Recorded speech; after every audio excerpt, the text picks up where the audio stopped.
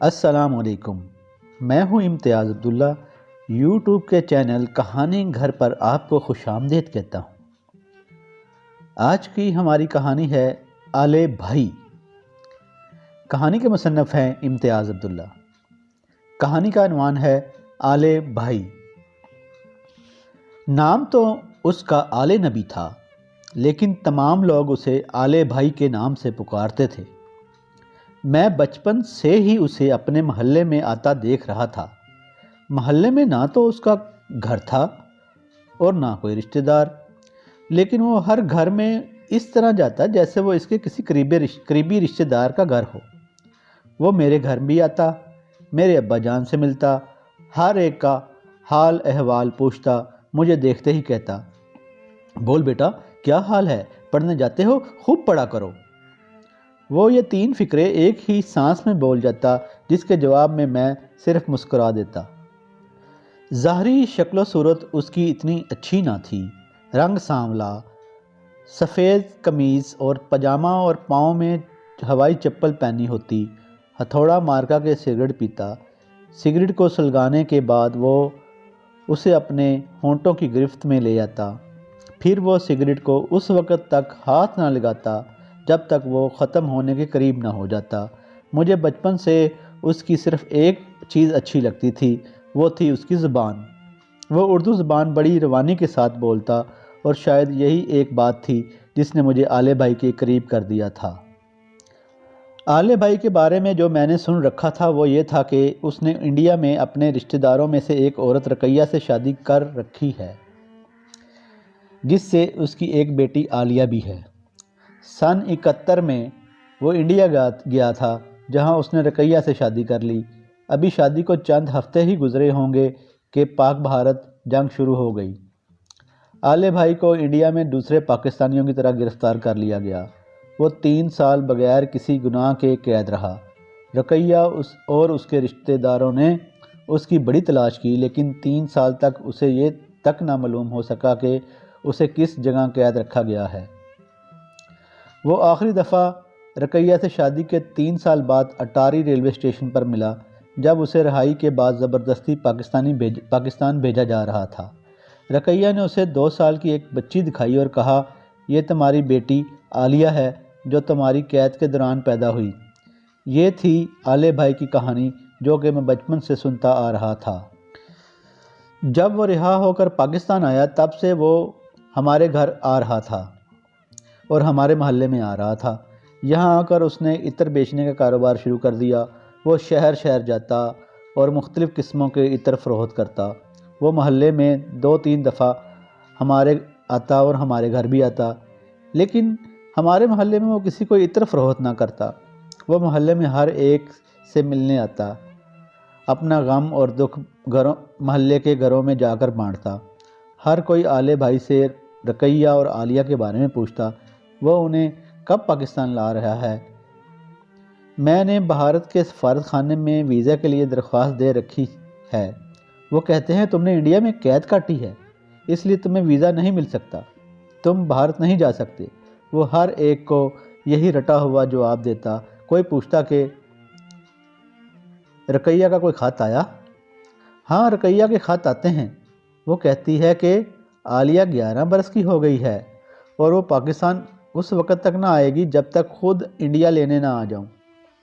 کہتی ہے اگر وہ خود اکیلی پاکستان چلی آئی تو اس کے رشتہ دار اس کے بارے میں باتیں کریں گے، کس طرح وہ خود سے پاکستان چلی آئے جب تک میں اسے لینے نہ جاؤں۔ پھر وہ اپنی جیب سے اپنا بٹوا نکالتا، جس میں سے وہ اپنی بیٹی عالیہ کی تصویر دکھاتا۔ عالیہ کی تصویر دیکھ کر وہ بڑا غمگین ہو جاتا۔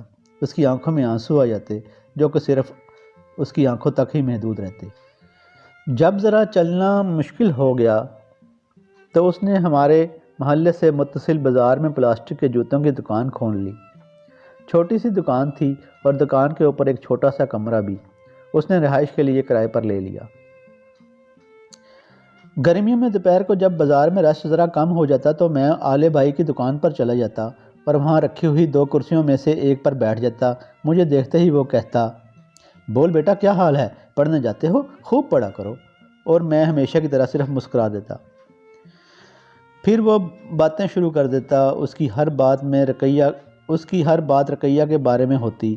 اس کی گفتگو سے محسوس ہوتا کہ وہ رقیہ کو بڑی شدت سے چاہتا ہے۔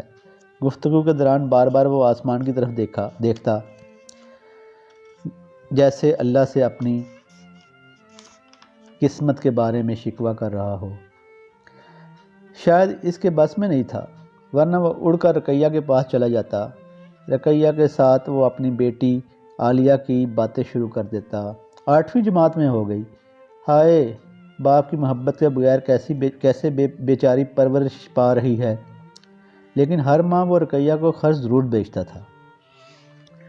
دوران گفتگو مجھے اس کی ایک عادت بڑی عجیب اور شاید بری بھی لگتی۔ وہ یہ تھی کہ جب بازار سے کوئی لڑکی گزرتی تو وہ اسے بڑی عجیب نظروں سے دیکھتا، اور اس وقت تک دیکھتا رہتا جب تک وہ نظروں سے اوجھل نہ ہو جاتی۔ آلے بھائی کی اس عادت کو دوسرے دکاندار بھی برا خیال کرتے تھے، لیکن کبھی اسے انہوں نے منع نہ کیا تھا، اور ایک دوسرے سے اس کا ذکر کرتے رہتے تھے۔ ہوتے ہوتے اس کی اس بات کی بازگشت محلے کے دوسرے لڑکوں تک بھی پہنچ گئی۔ ایک دن انہوں نے مجھے روک کر کہا کہ تم آلے بھائی کے بڑے قریب ہو، تم خود ہی اسے اس حرکت سے منع کرو۔ مجھ میں کہاں ہمت تھی کہ میں اس سے اس موضوع پر بات کرتا، لیکن ایک دن محلے کے لڑکوں کی باتوں سے تنگ آ کر میں نے فیصلہ کر لیا کہ اب ضرور اس سے بات کروں گا۔ ایک دن دوپہر کے وقت میں آلے بھائی کی دکان پر گیا اور اس سے کہا کہ میں نے تم سے کوئی ضروری بات کرنی ہے۔ کیا بات ہے؟ بول بیٹا۔ اس نے ختم ہو جانے والی سگریٹ سے نیا سگریٹ سلگاتے ہوئے پوچھا۔ محلے کے لڑکے تمہارے بارے میں عجیب باتیں کرتے ہیں اور کہتے ہیں تم بازار سے گزرنے والی لڑکیوں کو عجیب نظروں سے گھورتے ہو۔ میں نے ایک ہی سانس میں کہہ ڈالا۔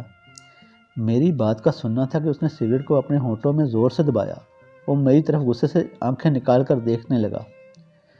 میں نہیں، محلے کے دوسرے لڑکے کہتے ہیں، میں نے ڈرتے ہوئے وضاحت کی۔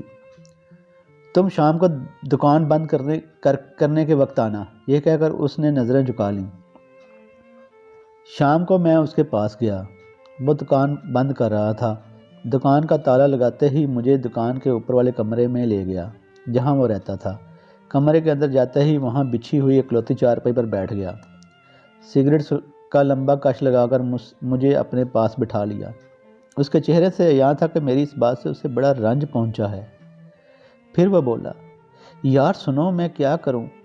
جب بھی میں کوئی لڑکی بازار سے گزرتے ہوئے دیکھتا ہوں تو مجھے ایسے لگتا ہے کہ جیسے شاید میری بیٹی عالیہ ہی چلی آ رہی ہے۔ مجھے تو ہر لڑکی اپنی عالیہ ہی لگتی ہے۔ مجھے تم سے تو یہ امید نہ تھی کہ تم مجھ پر ایسا بےہودہ الزام لگاؤ گے۔ یہ کہہ کر وہ خاموش ہو گیا۔ اس کی اس بات کا سننا تھا کہ مجھے ایسا لگا جیسے میں اپنی نظروں سے خود ہی گر گیا ہوں۔ زبان پر تو تالا ہی لگ گیا۔ یوں محسوس ہوا کہ اس کی اس بات سے وقت رک سا گیا ہو۔ کچھ دیر بعد اس کے جھکے ہوئے اور غمزدہ چہرے کو دیکھا، پھر اس سے مخاطب ہوا۔ آلے بھائی مجھے معاف کر دو، میں تمہارا گنہگار ہوں، مجھے معاف کر دو۔ اس نے میری طرف دیکھا اور ذرا مسکرا کر کہا، چل بیٹا، معاف کیا۔ اس کے اس ایک فکرے سے مجھے ایسے محسوس ہوا جیسے کائنات کا رکا ہوا نظام پھر ایک دم سے چل پڑا ہو۔ تمہیں ایک خوشی کی بات بتاؤں؟ مسکراتے ہوئے اس نے کہا۔ میں رقیہ اور عالیہ کو لینے انڈیا جا رہا ہوں۔ کیا تمہیں ویزا مل گیا؟ میں نے حیرت سے پوچھا۔ نہیں، میں ویزے کے بغیر جا رہا ہوں۔ میں نے ایک ایجنٹ سے بات کی ہے اور رقیہ سے بھی ٹیلی فون پر بات ہو گئی ہے۔ وہ بارڈر کے پار ایک گاؤں میں آ جائے گی اور میں ایجنٹ کے ساتھ جا کر اسے لے آؤں گا۔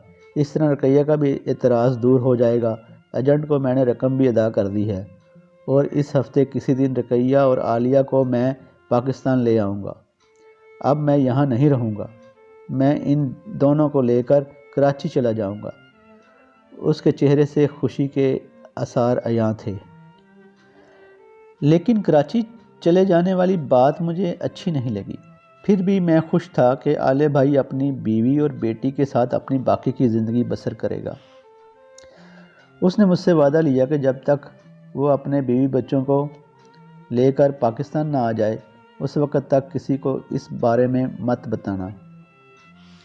اگلے دن جب میں کالج سے واپس آیا تو اس کی دکان بند تھی اور کمرے پر بھی تالا پڑا ہوا تھا۔ میں سمجھ گیا کہ وہ ضرور اپنی بیوی اور بیٹی کو لینے گیا ہے۔ تیسری رات کو میں بازار سے گزر رہا تھا تو میں نے دیکھا کہ آلے بھائی کے کمرے کی بتی جل رہی ہے۔ میں بھاگ کر کمرے کی طرف گیا اور دروازہ کھول کر اندر چلا گیا۔ دیکھا وہ چارپائی پر لیٹا ہوا ہے اور خلاف توقع اس کے منہ میں آج سگریٹ بھی نہیں ہے۔ وہ چپ چاپ کمرے کی چھت کی طرف دیکھ رہا تھا جیسے اس کی کوئی چیز کھو گئی ہو۔ آلے بھائی، میں نے آہستہ سے آواز دی۔ کون ہے؟ اچھا تم؟ وہ ایک دم چونکا اور پھر خاموش ہو گیا۔ تمہاری بیوی اور بیٹی نہیں آئیں؟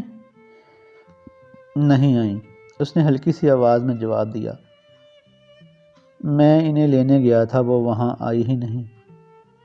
تم ٹیلی فون کر کے معلوم کرو۔ نہیں، میں ٹیلی فون نہیں کروں گا، یہ کہہ کر وہ پھر خاموش ہو گیا اور اس نے اپنی پرنم آنکھیں بند کر لیں۔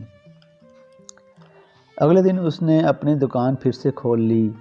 میں دوپہر کو اس کے پاس گیا لیکن اس نے مجھ سے کوئی بات نہ کی اور نہ ہی میرا ہمیشہ کی طرح حال پوچھا۔ میں نے بھی اس سے کوئی بات کرنا مناسب نہ سمجھا۔ اس واقعے کو تقریباً 15 دن گزر گئے ہوں گے۔ میں اس کی دکان پر بیٹھا ہوا تھا کہ ڈاکیا آیا اور اس نے آلے بھائی کو ایک خط تھما دیا۔ اس نے جلدی سے لفافہ کھولا اور خاموشی سے پڑھنے لگا۔ خط کا کیا پڑھنا تھا کہ اس کی آنکھوں سے آنسو بہنا شروع ہو گئے۔ کیا ہوا؟ خیر ہے؟ میں نے حیران اور پریشانی میں آلے بھائی کی طرف دیکھا۔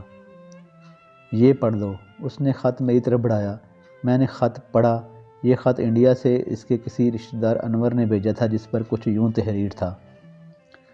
آلے نبی، تمہاری بیوی اور بیٹی تمہارے بتائے مقام کی جانب ایک بس میں جا رہے تھے کہ بس کا ایکسیڈنٹ ہو گیا، جس کے نتیجے میں تمہاری بیوی موقع پر ہی اور بیٹی ہسپتال میں دم توڑ گئی۔ دونوں کو دفنا دیا ہے۔ تمہارے غم میں شریک تمہارا بھائی انور۔ شام کو تمام محلے دار آلے بھائی کے گھر افسوس کرنے گئے اور ہر ایک نے اسے تسلی دی۔ وہ تو خاموش تھا، بس اس کی آنکھوں سے آنسو رواں تھے۔ اگلی صبح جب میں اٹھا تو اس کی دکان اور گھر کو تالا لگا ہوا تھا۔ اس دن کے بعد کسی کو خبر نہیں کہ وہ اب کہاں ہے، زندہ بھی ہے یا نہیں۔ اب اس کی دکان کسی اور نے لے لی ہے، کمرے میں کوئی اور کرایہ دار آ گیا ہے۔ لیکن اب بھی جب میں اس دکان کے سامنے سے گزرتا ہوں تو مجھے یوں محسوس ہوتا ہے جیسے آلے بھائی اپنی دکان میں بیٹھا ہوا مجھے دیکھتے ہی کہتا ہے، بول بیٹا کیا حال ہے؟ پڑھنے جاتے ہو؟ خوب پڑھا کرو۔ لیکن اب میں جواباً مسکراتا نہیں، سر جھکائے خاموشی سے گزر جاتا ہوں۔ شکریہ۔